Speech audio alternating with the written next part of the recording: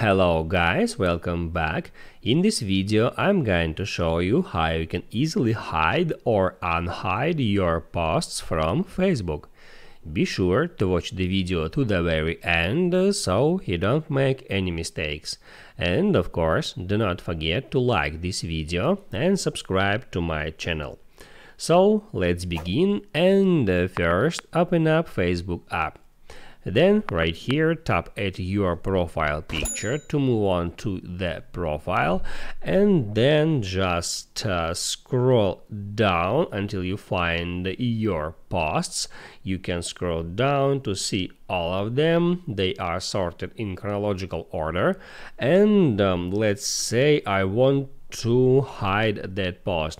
So if you want to hide a post instead of deleting, all you have to do is right here hit a three dots icon and then tap on Edit Privacy.